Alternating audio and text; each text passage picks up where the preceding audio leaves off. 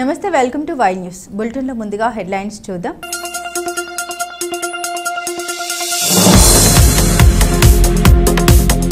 తుని నియోజకవర్గంలో వలసల జోరు. యనమల సమక్షంలో టీడీపీలో చేరిన వైసీపీ నేతలు.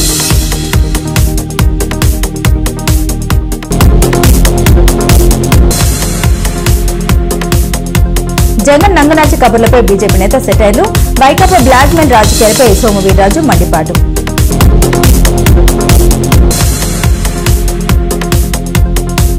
అనకాపల్లి జిల్లాలో టిడ్కో చైర్మన్ పర్యటన, టిడ్కో ఇల్లు పరిశీలన.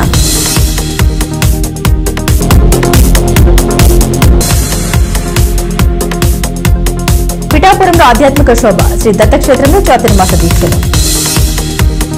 ఓవైపు అభివృద్ధి, మరోవైపు సంక్షేమం. అంతకుమించి అవినీతి చోటు లేని సుపరిపాలన. అందుకే జనం ఎమ్మెల్యే యనమల దివ్య నాయకత్వం కోసం పరితపిస్తున్నారు. మేము మీ వెంటే ఉంటామంటూ తుని నియోజకవర్గంలో వైఎస్ఆర్ కాంగ్రెస్ శ్రేణులు యనమలకు జై కొడుతున్నారు. తెలుగుదేశం పార్టీలో చేరుతున్నారు. తొండంగి మండలం పీజీ చిన్నయ్యపాలెంలో వైసీపీ చాప చుట్టేసినట్టే కనిపిస్తోంది. తెలుగుదేశంలోకి వలసల పరంపర కొనసాగుతోంది. ఎమ్మెల్యే యనమల దివ్య సుపరిపాలనకు ఆకర్షితులవుతున్న వైఎస్ఆర్ కాంగ్రెస్ శ్రేణులు నాయకగణం జగన్ బండి నుంచి చల్లగా జారుకుంటూ పసుపు కండువాలతో సైకిల్ ఎక్కుతున్నారు. ఇవాళ తొండంగి మండల టీడీపీ ప్రధాన కార్యదర్శి నరహరిశెట్టి సూర్యప్రకాష్, వడ్డి రాంబాబు, ములికి రామకృష్ణ, సీకోలు చిన్ని, కామేశ్వరరావు, పీఈ చిన్నయ్యపాలెం, దారాచిన అప్పారావు, తోట వెంకటరమణ ఆధ్వర్యంలో పలువురు వైసీపీ నేతలు టీడీపీలో చేరారు. మాజీ సర్పంచ్ ములికి రాంబాబు, మాజీ school chairman Muliki Srinu, ward member Muliki Appanna, ఉప సర్పంచ్ గంపల కృష్ణమ్మ, సీకోలు గంగరాజు, తాటిపాక మేరీ, పీతా గంగ తదితరులు పొలిట్ బ్యూరో సభ్యుడు యనమల రామకృష్ణుడు సమక్షంలో తెలుగుదేశంలో చేరారు.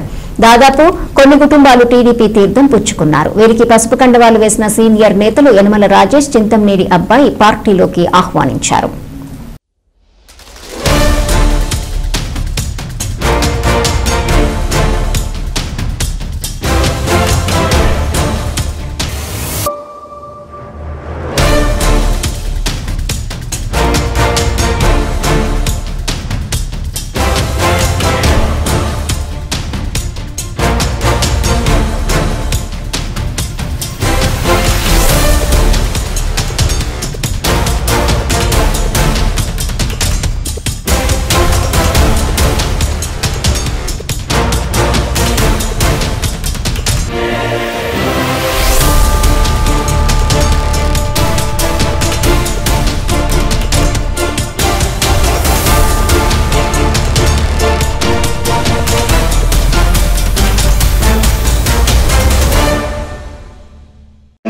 స్థాయిలో మీ అందరికీ కూడా అందించడానికి మేమంతా సిద్ధంగా ఉంటాం.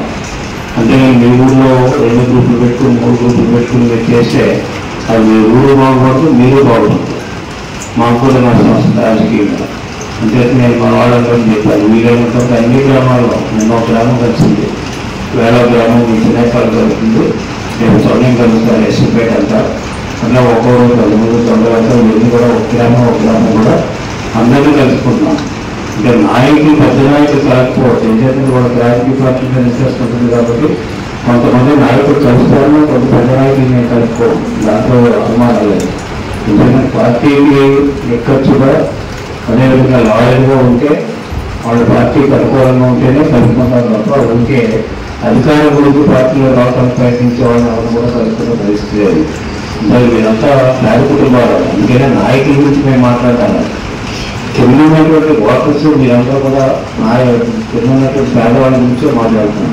అంటే మీకు వచ్చేటువంటి ప్రభుత్వం దగ్గర వచ్చేటువంటి పథకాలను కూడా మీకు చేరాలంటే మీరందరూ కూడా కలిసిమెలిసిగా ఉండాలి. అధికార పార్టీ తెలుగుదేశం పార్టీ మొదటి నుంచి కూడా మీ ఊళ్ళో ఇల్లు కట్టించిన, లేకపోతే రోడ్లు వేసిన, ఆ రోజు నేను ఉన్నప్పుడు ఎమ్మెల్యేగా ఉన్నప్పుడు చేసినట్టు కార్యక్రమాలు ఎస్సీ కాలనీలో కానీ ఎక్కడ చూసినప్పుడు కూడా. అందుచేత మీకు పనులు అవ్వాలంటే పనిచేసేటువంటి నా పార్టీతో పనిచేసేటువంటి ఉంటే మీకు పనులు అవుతాయి. ఆ విధంగా పని చేయించుకుంటూ మీరు బాగుపడండి, అదేవిధంగా మీ ఊరు బాగు చేయండి, అదేవిధంగా మీరందరూ కూడా పార్టీకి సహకరించండి. ఆ విధంగా చేస్తే మీరు అందరూ కూడా సొంత. వైకాపా నేత వైఎస్ జగన్మోహన్ రెడ్డి నంగనాచి కబుర్లపై బీజేపీ నేత సోము వీర్రాజు సెటర్లు వేశారు. అప్పులు అంటూ లొల్లి చేస్తున్న జగన్ అధికారంలో ఉండగా అప్పులు చేయకుండా బటన్లు నొక్కాడని ప్రశ్నించారు. ప్రజాస్వామ్య వ్యవస్థలో ఉన్నామన్న విషయాన్ని మరిచిన జగన్ మాటలు హేతుబద్ధంగా లేవని వీర్రాజు ఎద్దేవా చేశారు. వడ్డీతో సహా చెల్లిస్తామని పోలీసు ఆఫీసర్లను బెదిరించడం తాగదన్నారు. ఎందుకు అప్పు చేస్తున్నారు అనేది నీకే బాగా తెలుసు. మాజీ ముఖ్యమంత్రికి బాగా తెలుసు ఎందుకు అప్పు అవుతుందో అనేది. అప్పు చేస్తున్నారు. అప్పు చేయకపోతే నీ పెన్షన్ 2000 ఎవరమ్మన్నారు? 2000 నుంచి 3000 అన్నావు. 3000 ఒకేసారి ఇచ్చారా మీరు? 2250, 2500, 2750, 3000. మరి మీరెందుకు సర్దుకున్నారు? సర్దుకున్న అప్పే. ఒక పేద రాష్ట్రం బీహార్లో 400 పెన్షన్, వాళ్ళు కూడా మన మార్గదర్శకం వస్తే 1100 అయింది. ఇప్పుడు పేద రాష్ట్రం, బడుగు బలహీన వర్గాల రాష్ట్రాలు, మనకి 4000. ఎందుకు వస్తున్నాయి ఇవి? అప్పులు చేయకపోతే ఏమవుతుంది? నిన్నే నేను ప్రశ్నిస్తున్నా. మాజీ ముఖ్యమంత్రి, నువ్వు 2000 ఎందుకు చేసావు? 3000 దాకా ఎందుకు తీసుకొచ్చావు? 4000 అయింది, నువ్వు 3000 ఉన్నప్పుడు అప్పు చేసావా లేదా?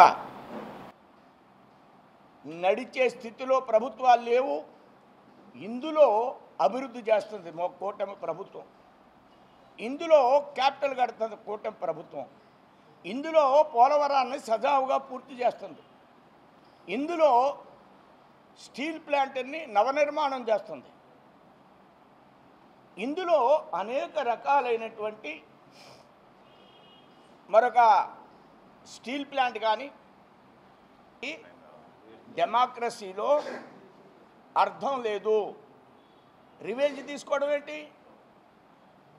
మీ ఇంట్లో కుటుంబ తగాదా ఇది ఏమన్నా రివెంజ్ తీసుకోవడానికి? కుటుంబ తగాలకు కూడా పోలీస్ స్టేషన్లో కేసు పెట్టాలి. వాళ్ళకంత హక్కు ఉంది. మన ఇంట్లో ఇద్దరు కొట్టుకుంటే పోలీసులు కంప్లైంట్ ఇవ్వాలి. జగన్మోహన్ రెడ్డి నేనే వచ్చి ఏదో చేస్తాను, రివ్యూన్ చేస్తానని. ఏం చేసావు నువ్వు? మీ వాళ్ళందరినీ జైల్లో పెట్టించావు అంతే. ఆంజనేయులు గారిని జైల్లో పెట్టించావు. బయట కొట్టుకోవడానికి అవకాశాలు లేవు. బయట కొట్టుకుంటే అమ్మాయిలు బాధపడతారు.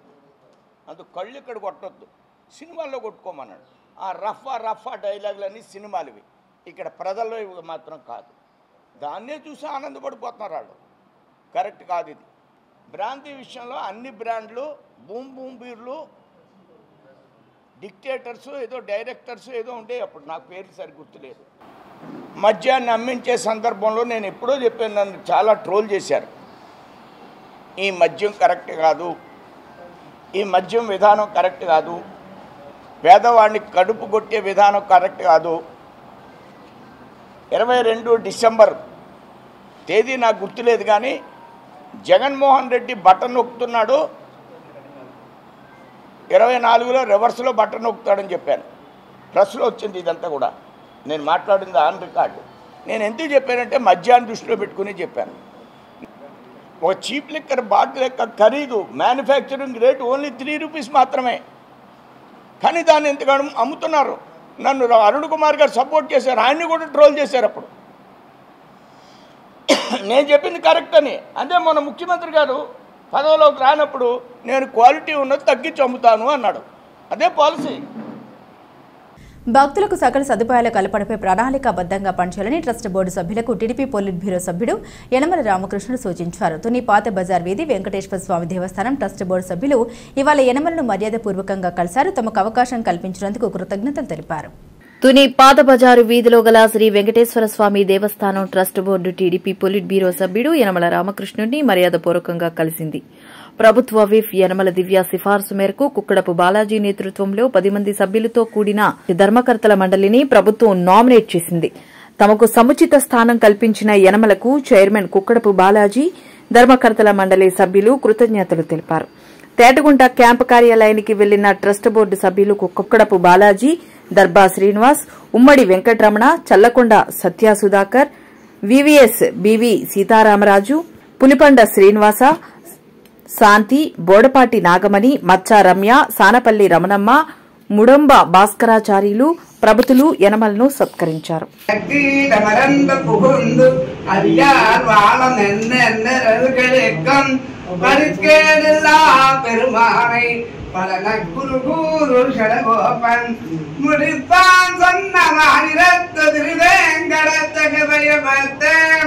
పిడితార్ దిద్దిరుండ తెరగవానులను నాగవరే. ఆంధ్రప్రదేశ్ టిడ్కో చైర్మన్ వేములపాటి అజయ్ కుమార్ అనకాపల్లి జిల్లాలో ఇవాళ పర్యటించారు. అనకాపల్లి ఎమ్మెల్యే కొనతాల రామకృష్ణతో కలిసి అజయ్ కుమార్ కొప్పాక సత్యనారాయణ పురం సిరిసవల్లి ప్రాంతాల్లో పర్యటించి టిడ్కో గృహాన్ని పరిశీలించారు. మౌలిక సదుపాయాలపై ఆరా తీశారు. ఇక్కడ కోర్టుకు వెళ్ళలేదు, ఇక్కడ కోర్టుకు వెళ్ళి మళ్ళీ విత్డ్రా చేసుకున్నారు. ఇక్కడ ఏవైతే ఆక్యుపెన్సీ ఉందో, ఎవరికైతే శాంక్షన్ ఇచ్చారో ఫిజికల్ వెరిఫికేషన్ అది చేయించడానికి ప్రభుత్వం నిర్ణయం తీసుకుంది. ఫిజికల్ వెరిఫికేషన్ చేసుకుని ఎంతమంది ఉన్నారు, ఇంకా ఎన్ని ఖాళీలు ఉన్నాయి, ఎవరు శాంక్షన్ ఇచ్చి ఎవరైతే ఆక్యుపై చేసుకోకుండా ఉన్నారో వాళ్ళకు కూడా కొంత టైం పెట్టుకొని ఇవన్నీ సెటిల్ చేశాక అప్పుడు ఏవైనా వేకెన్సీస్ ఉంటే ఆ వేకెన్సీస్ మొదట ఫిల్అప్ చేసి లాస్ట్ టైం డబ్బులు ఎవరైతే కట్టారో వాళ్ళకే ముందు ప్రయారిటీతో ఇవ్వడం జరుగుతుంది. ఎందుకంటే అప్పుడు కోర్టులో లేదు, అందువల్ల ఆల్రెడీ అలాట్మెంట్స్ అయిపోయి అలాట్మెంట్ అయిపోయిన వాళ్ళు అమ్మకాలు కూడా అయిపోయినట్టు తెలుస్తుంది. అందువల్ల ఫిజికల్ వెరిఫికేషన్ కూడా చేయాలి. ఇవన్నీ చేశాక ఎన్నున్నాయి చూసుకొని అవి గతంలో ఎవరైతే డబ్బు కట్టారో వాళ్ళకే ప్రయారిటీగా ఇవ్వడం జరుగుతుంది. ప్రభుత్వం ఆ విధంగా చేసిన వల్లే ప్రజలు మంచి బుద్ధి చెప్పారు. ఇప్పుడు మన ప్రభుత్వం వచ్చింది, కూటమి ప్రభుత్వం రాగానే నాకు టిడ్కో చైర్మన్గా వచ్చిన ఒక 3 నెలలకి చైర్మన్గా నన్ను కూడా అపాయింట్ చేశారు. ఆ చేసినప్పటి నుంచి ఈ టిడ్కో ఇలా వ్యవస్థ మీద మేము టిడ్కో ఇల్లు చుట్టూ తిరుగుతూ, కాలేజీ చుట్టూ అక్కడ పరిస్థితులు ఏంటి, క్షేత్రస్థాయిలో పరిస్థితులు ఏంటి, మనకు వచ్చే రిపోర్టులకి అక్కడున్న పరిస్థితులకి ఏమన్నా పొంతం ఉంటున్నదా, నిజంగా క్షేత్రస్థాయిలో ప్రజలు ఆల్రెడీ ఇచ్చిన వాళ్ళలో వాళ్ళు ఎటువంటి జీవితం గడుపుతున్నారు, వాళ్ళకి ఏవి సౌకర్యాలు ఉన్నాయి, ఏ సౌకర్యాలు లేవు, మిగిలిన వాళ్ళకి మనం వెంట చేయాలా, ఇటువంటి విషయాలు పర్సనల్గా తెలుసుకుంటే మనం ప్రభుత్వం వారి దృష్టికి రావడం సులభం అవుతుంది అని చెప్పి ఆ ధ్యేయంతో నేను కూడా టిడ్కో కాలనీలో నాకు శాతకాన్ని సందర్శించాలని తిరుగుతూ ఈ 5 రోజులుగా ఉత్తరాంధ్రలోని ముందర శ్రీకాకుళం జిల్లాలో ఇచ్చాపురం, సాలూరు, ఆ తర్వాత విజయనగరం జిల్లాలో నెల్లిమర్ల, అలాగే శ్రీకాకుళం జిల్లా పలాస, తర్వాత నెల్లిమర్ల, సాలూరు, తర్వాత విశాఖ, తర్వాత పెందుర్తి, రాజువాక అవన్నీ తిరిగి ఇవాళ మనం ఇక్కడ అనకాపల్లికి వచ్చినాం. ఇది అయిన తర్వాత నెలమంచిలో ఉంది, దాంతో ఈ 5 రోజుల పర్యటన ముగుస్తుంది. ఇక్కడ మిగిలిన కొండకొప్పల, సిరిసపల్లి, కొండకప్పాక, సిరిసపల్లి ఈ రెండింటిలో కూడా దాదాపు 90% పనులు అయిపోయినాయి. కొంచెం ఇన్ఫ్రాస్ట్రక్చర్ పనులు మాత్రం మిగిలినాయి. మిగిలినన్నీ కూడా తొందరగా చేస్తామని చెప్పి, పెద్ద పనులు లేవు కాబట్టి ఇవి కూడా అయిపిస్తామని చెప్పి మా టిడ్కో ఆఫీసర్స్ చెప్పారు. అక్కడ ఉన్న కాంట్రాక్టర్లు, టాటా ప్రాజెక్ట్స్ వాళ్ళు కూడా చెప్పారు. సో నా దృష్టిలో ఈ అనకాపల్లిలో ఉన్న ఈ 3 ప్రాజెక్ట్స్ కూడా ఇక 2-3 నెలల్లో కంప్లీట్ అయిపోతాయి. ఆల్రెడీ ఒకటి కంప్లీట్ అయ్యి ప్రజలకు ఇవ్వడం జరిగింది. మిగిలిన 2 కూడా. కాకినాడ జిల్లాలో పోలవరం కాల్వ నిర్మాణ పనులు ప్రమాద ఘంటికలు మోగిస్తున్నాయి. వరుస ప్రమాదాలతో ప్రజలు హడలెత్తిపోతున్నారు. పోలవరం కాల్వ పురోగతిపై అతృతగా ఉన్న అధికారులు ముందస్తు జాగ్రత్తలు పాటించడం లేదన్న విమర్శలు వినబడుతున్నాయి. ఇవాళ తునిపట్నం 1వ వార్డు పరిధిలో కాల్వ బండరాలు పక్కన ఉన్న ఇళ్లపై పడ్డాయి. బండరాళ్ల దాటికి ప్రహారీ గోడ కుప్పకూడింది. సంఘటనలో 2 గాయాల బారిన పడ్డారు. దీనిని చికిత్స నిమిత్తం ఏరియా ఆసుపత్రికి తరలించారు. అయితే బ్లాస్టింగ్ చేయలేదని, వర్షానికి జారిపడిన బండరాళ్ల వల్లే ప్రమాదం చోటు చేసుకుందని మరో వెర్షన్ వినబడుతోంది. పోలవరం కాల్వ నిర్మాణ పనులు ప్రమాద ఘంటికలు మోగిస్తున్నాయి. వరుస ప్రమాదాలతో ప్రజలు హడలెత్తిపోతున్నారు. పోలవరం కాల్వ పురోగతిపై ఆతృతగా ఉన్న అధికారులు ముందస్తు జాగ్రత్తలు పాటించడం లేదన్న విమర్శలు వినబడుతున్నాయి. ఇవాళ తునిపట్టణం 1వ వార్డు పరిధిలో కాల్వ బండరాళ్లు పక్కన ఉన్న ఇళ్లపై పడ్డాయి. బండరాళ్లు దాటికి ప్రహారీ గోడ కుప్పకూలింది. సంఘటనలో 2 గాయాలు బారిన పడ్డారు. వీరిని చికిత్స నిమిత్తం ఏరియా ఆసుపత్రికి తరలించారు. అయితే బ్లాస్టింగ్ చేయలేదని, వర్షానికి జారిపడిన బండరాళ్ల వల్లే ప్రమాదం చోటు చేసుకుందని మరో వెర్షన్ వినబడుతుంది.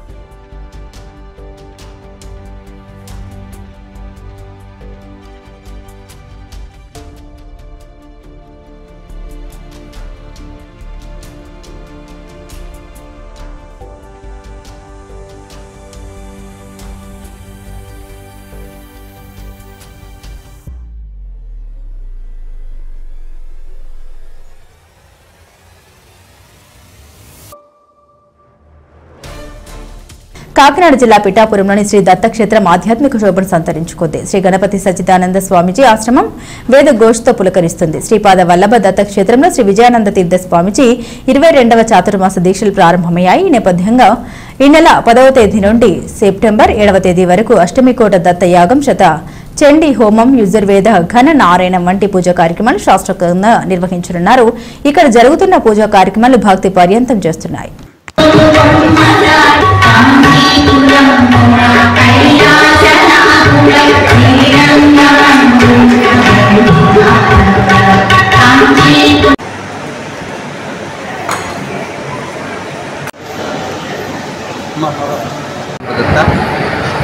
పిఠాపురం అనేది ఒక మహాదివ్య క్షేత్రం. శ్రీపాద శ్రీవల్లభ స్వామి అవతరించిన మహాక్షేత్రం. కుకుటేశ్వర స్వామి, విభూతిక అమ్మవారు, బిందు మాధవ స్వామి ఉన్నటువంటి పాదగయా క్షేత్రం. ఇటువంటి దివ్యమైన క్షేత్రంలో పూజ్య గురుదేవులు గణపతి సచ్చిదానంద స్వామి వారు 2001లో ఆశ్రమ స్థాపన చేసి శ్రీపాద శ్రీవల్లభ అనఘా దత్త క్షేత్రాన్ని స్థాపన చేశారు. ఇక్కడ ఈ సంవత్సరం 22వ చాతుర్మాస్యం జరుగుతోంది. ఇక్కడే చాతుర్మాస్యం జరగటం చాలా విశేషం. ఈ చాతుర్మాస్యం అనేది ఆధ్యాత్మికంగా, ధార్మికంగా, సామాజికంగా కూడా ఎన్నో కార్యక్రమాలు కలుపుకుని చేసేటువంటి కార్యక్రమం. ఆధ్యాత్మికంగా ఎన్నో కార్యక్రమాలు జరుగుతాయి, ధార్మికంగా అలాగే సామాజికంగా మంచి మెడికల్ క్యాంప్స్, అన్నదానాలు, అలాగే ఇక ఆధ్యాత్మికంగా చూస్తే చండీ హోమం రేపటి నుంచి ప్రారంభమవుతోంది. పురుహూతికా క్షేత్రంలో శతచండీ యాగం చేసుకోవటం అనేది నిజంగా అహోభాగ్యం, అదృష్టం. అందరూ కూడా తప్పనిసరిగా వచ్చి అమ్మవారి దర్శనం చేసుకుని, అలాగే ఈ చండీ హోమం మంత్రాలు చెవిలో గనుక వేసుకుంటే ఇక్కడ అమ్మవారి సన్నిధి కాబట్టి సమస్త పాపాలు పరిహారం అయిపోతాయి, అమ్మవారి అనుగ్రహం పరిపూర్ణంగా కలుగుతుంది.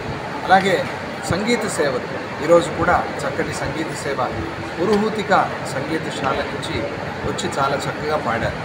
వారిలో ఒక అమ్మాయి, కళ్ళు కనిపించని అమ్మాయి కూడా ఉంది. అటువంటి వాళ్ళందరూ సంగీత సాధన చేసి ఇక్కడ వచ్చి సేవ చేస్తూ ఉన్నారు. ఘనపారాయణ జరుగుతోంది. మొట్టమొదటిసారి మన పిఠాపురంలో సంపూర్ణ యజుర్వేద ఘనపారాయణ జరుగుతోంది. ప్రతిరోజు ప్రొద్దు నుంచి రాత్రి వరకు దత్తాత్రేయ స్వామికి పంచోత్సవ సేవ జరుగుతుంది. అలాగే ఈ చాతుర్మాస్యంలో మనం ఆహార నియమాలు పాటించడంతో పాటుగా యోగ సాధన చేయాలి. అందువల్ల దత్త క్రియాయోగా టీచర్స్ కూడా వచ్చి ఉన్నారు. వారు క్రియాయోగా కూడా నేర్పుతారు. మీరు కూడా వచ్చి అందరూ నేర్చుకోవచ్చు. ఆరోగ్యానికి చాలా మంచిది, మనశ్శాంతి కలుగుతుంది. రాత్రిపూట ఏదైనా మనం శ్రవణం చేయాలి, మంచి విషయాలు మాట్లాడుకోవాలి అని శాస్త్రం చెబుతోంది. కాబట్టి జైమిని భారతం మనమంతా విన్నాము. ఆ భారతంలో ఎక్కువగా కృష్ణ భక్తిని చూపించలేకపోయారు వ్యాస మహర్షి, ఎందుకంటే కథే అంత పెద్దగా ఉంది కాబట్టి. అందువల్ల వారి శిష్యుడు జైమిని మహర్షి మళ్ళీ అశ్వమేధయాగ ఘట్టాన్ని తీసుకుని కృష్ణ భక్తిని అంతా కూడా మనకి చూపిస్తూ, కృష్ణ మహిమని చూపెడుతూ జైమిని భారతాన్ని రచన చేశారు. ఆ విషయంలో ప్రతిరోజు సాయంత్రం పూట మాట్లాడుకుంటూ ఉంటాం. చాలా గొప్ప గ్రంథం.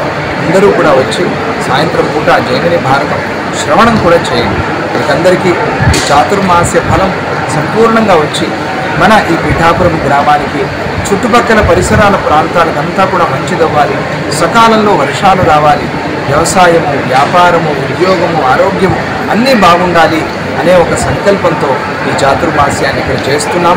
మీరందరూ కూడా తప్పనిసరిగా వచ్చి, శ్రావణ మాసం రాబోతోంది. ఈ శ్రావణ మాసంలో అఖండ లలితా సహస్రనామ పారాయణ, అఖండ విష్ణు సహస్రనామ పారాయణ, భగవద్గీత పారాయణ, హనుమాన్ చాలీసా పారాయణ ఇవన్నీ కూడా ఇక్కడ జరగబోతూ ఉన్నాయి. ఆ డేట్లన్నీ కూడా మీరు తెలుసుకుని తప్పనిసరిగా వచ్చి ఇక్కడ దత్తాత్రేయ స్వామి సన్నిధిలో పారాయణ చేసి ఆ ఫలాన్ని పరిపూర్ణంగా పొందండి. దత్తాత్రేయ కేబుల్ ఛానల్ ద్వారా మీరు ఈ కార్యక్రమాలన్నీ కూడా చూస్తూ ఉన్నారు. మీకు అందరికీ కూడా మంచిదవని అని చెప్తూ జై గురుదత్త, శ్రీ గురు. అనకాపల్లి జిల్లా నర్సీపట్నంలో హైదరాబాద్ కు చెందిన గో హాస్పిటల్ మేనేజ్మెంట్ నిర్వహించిన ఉచిత కంటి వైద్య శిబిరంలో గుర్తించిన 22 మందికి పెందుర్తిలోని శంకర్ ఫౌండేషన్ ఆసుపత్రిలో శస్త్రచికిత్స జరిగాయి. ఈ నేపథ్యంలోని శస్త్రచికిత్స చేసుకున్న రోగుల్ని స్పీకర్ చింతకాయల అయ్యన్న పాత్రుడు పరామర్శించారు. యోగక్షేమాన్ని అడిగి తెలుసుకున్నారు. శంకర్ ఫౌండేషన్ సేవా కార్యక్రమాన్ని అయ్యన్న కొనియాడారు. పేదలకు ఉచిత వైద్య సేవలు అందించేందుకు ముందుకొచ్చిన వైద్య నిపుణుల్ని అభినందించారు.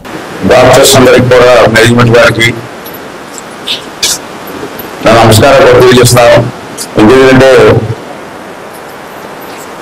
నాకు తెలిసినప్పటి నుంచి వస్తున్నాను. నేను అంటే పాలిటిక్స్లోకి వచ్చి 83లో వచ్చేస్తాయి. అప్పటి నుంచి వస్తాం మనం. పేదవారికి మారుమూల గ్రామాల్లో ఉన్నటువంటి కొంతమందికి అవగాహన లేదు. మన నర్సీపట్నంలో ఈ క్యాంప్ పెట్టినప్పుడు చాలా మంది వచ్చారు. అక్కడ మోకాళ్ళు ఎప్పుడు కానీ లేదా ఈ కళ్ళు చూపించడం కానీ వాళ్ళందరికీ ఏంటి అవగాహన లేదు. ఏజ్ పెరుగుతుంది, వారికి సహకారం చేసిన వ్యక్తులు కూడా ఇంట్లో లేరు. కొంతమంది అయితే ఉద్యోగాలు వెళ్ళిపోతున్నారు. ఇంట్లో ఉన్న ముసలి వాళ్ళకి పెద్దవాళ్ళు చూసేవాళ్ళు లేరు. ఈ కంటి చూపు కూడా పోతే చాలా ఇబ్బందులు పడతాయి ఉద్దేశంతో మన నర్సీపట్నంలో క్యాంప్ పెట్టినప్పుడు ఈ పెద్దలందరూ వచ్చారు. వచ్చి మేము కూడా సహకారం చేస్తామని చెబుతూ రావడం జరిగింది. చాలా మంది ఐడెంటిఫై చేసేవారు రోజు ఆపరేషన్లకి. కొంతమంది చూశారు ఇవాళ ఇది 90 ఏళ్ళు ప్రారంభించారు. ఇప్పటి వరకు నాకు తెలిసి 4,58,000 అనుకుంటాను, 85,000 వరకు ఆపరేషన్ చేశారు ఈ హాస్పిటల్లో. పేదవాళ్ళందరికీ కూడా ఫ్రీగా ఆపరేషన్ చేయడం, కంటి చూపు కోసం వాళ్ళు ఆర్గనైజ్ చేస్తున్న కృషిని అందరూ కూడా అభినందించాల్సిన అవసరం ఉంది. అభినందించడం కాదు, వాళ్ళు ఏ ఉద్దేశంతో అయితే హాస్పిటల్ పెట్టారో దానికి మనం అందరూ కూడా సహకరించాలి.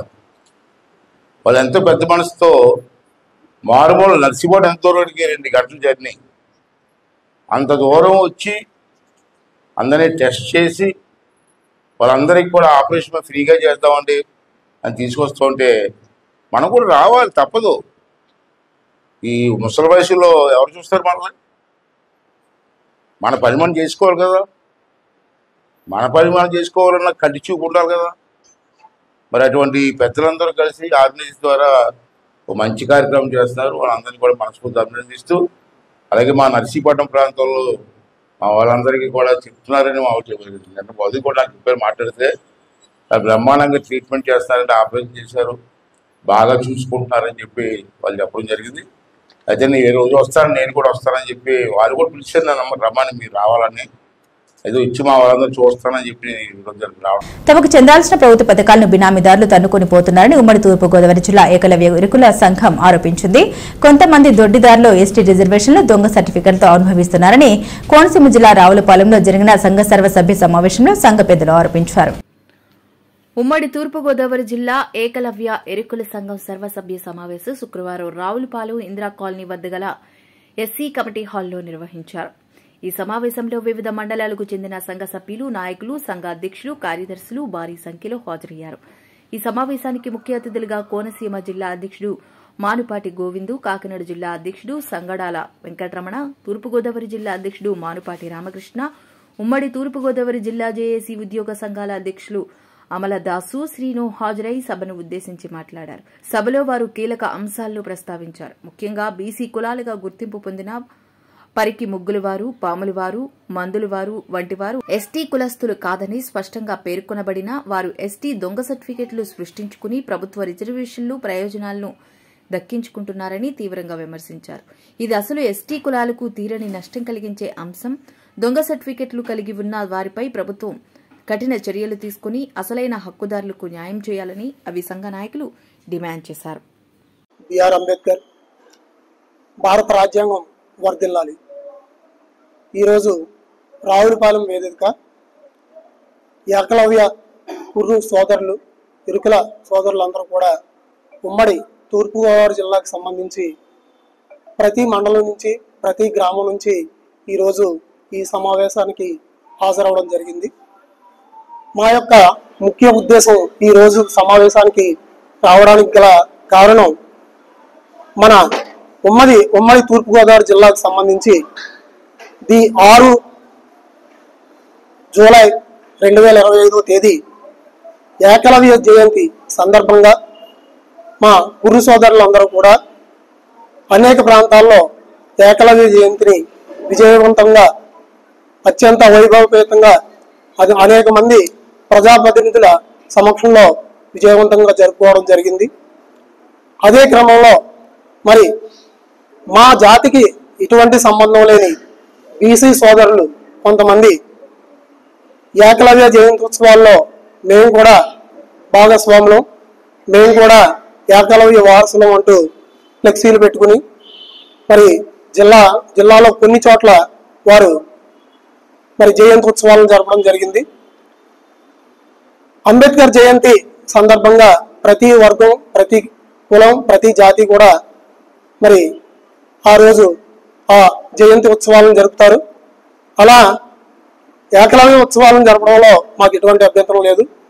కానీ ఈరోజు మా జాతి పేరు చెప్పుకుని మా జాతి వారికి మేము కూడా ఇరుకుల జాతికి సంబంధించిన వాళ్ళు అంటూ ముందుకు వస్తూ మరి మా యొక్క అవకాశాలని వారు తీసుకోవడానికి ప్రయత్నం చేయడం మాత్రం ఇది తీవ్రంగా మేమందరం ఖండిస్తున్నాం.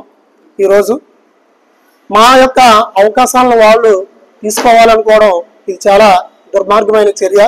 వారి వెనక ఎవరుండి మరి ఈ కార్యక్రమాలు జరపడానికి వారికి ప్రోత్సహిస్తున్నారో వారందరూ కూడా దయచేసి గమనించండి. మా జాతుల మధ్య మీరు విభేదాలు పెట్టవద్దు. మా జాతులకి ఆ కులాలకి ఎటువంటి సంబంధం లేదు. వారి వృత్తులు వేరు, మా వృత్తులు వేరు, మా యొక్క ఆచార సాంప్రదాయాలు వేరు, మా భాష వేరు, మా తీరు వేరు. వారిది మాకు పూర్తిగా భిన్నమైన వ్యవస్థ, భిన్నమైన నడవడిక, వారి సాంప్రదాయాలు వేరు. దయచేసి వారిని మమ్మల్ని కూడా ఒకే ఘాటును కట్టి ప్రజాప్రతినిధులు మా యొక్క కడుపు కొట్టడానికి ఎటువంటి ప్రయత్నాలు చేయకుండా భవిష్యత్తులో వారికి మాకు ఎటువంటి విభేదాలు రాకుండా ఉండాలంటే ఇటు ప్రభుత్వాలు, అధికారులు కూడా మాకు ఎటువంటి వివాదాలు రాకుండా ఉండాలంటే మా యొక్క మధ్య ఉన్న ఈ ఏవైతే సర్టిఫికెట్లు, ఫేక్ సర్టిఫికెట్లు తీసుకుంటున్నారో వాటి మీద ఖచ్చితంగా చర్యలు తీసుకోవాల్సిన అవసరం అయితే ప్రతి ఒక్క మండల ఎంఆర్ఓలకు ఉన్నది. అలాగే రెవెన్యూ డివిజన్కి సంబంధించిన ఆర్డీఓలకు ఉన్నది. అలాగే జిల్లా స్థాయిలో ప్రతి కలెక్టర్ గారు కూడా ఈ విషయాల మీద దృష్టి పెట్టి ఖచ్చితంగా ఈ విషయాల్ని పరిష్కరించవలసిందిగా ఈ సభా వేదిక ద్వారా వారందరినీ కూడా సవినయంగా కోరుకుంటున్నాం. నా పేరు అమలవాసు శ్రీను, ఉమ్మడి తూర్పుగోదావరి జిల్లా ఉద్యోగుల సంఘం అధ్యక్షుడిగా ఉన్నాను. Thank you sir. అందరికీ కాకినాడ జిల్లా, నా పేరు సంగడాల వెంకటరమణ. మా ముఖ్య అంశములు 5 పాయింట్ల మీద పోరాటం చేస్తున్నామండి. 1, 6 రిజర్వేషన్ 10% చేయమని ఒక పాయింట్. 2వ పాయింట్ మాకు హైకోర్టు ఆర్డర్ను ఇంప్లిమెంట్ చేయమని 2వ పాయింట్. బులెటిన్ ముగించే ముందు హెడ్లైన్స్ మరోసారి.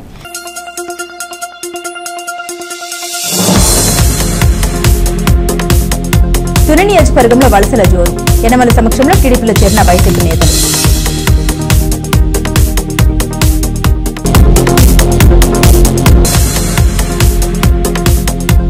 జగన్ నంగనాచి కబుర్లపై బీజేపీ నేత సెటైర్లు, వైకాపా బ్లాక్ మెయిల్ రాజకీయాలపై సోము వీర్రాజు మండిపాటు.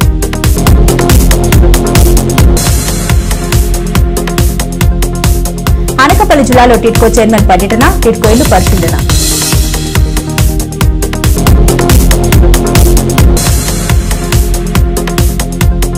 పిఠాపురంలో ఆధ్యాత్మిక శోభ, శ్రీ దత్తక్షేత్రంలో చాతుర్మాస దీక్షలు.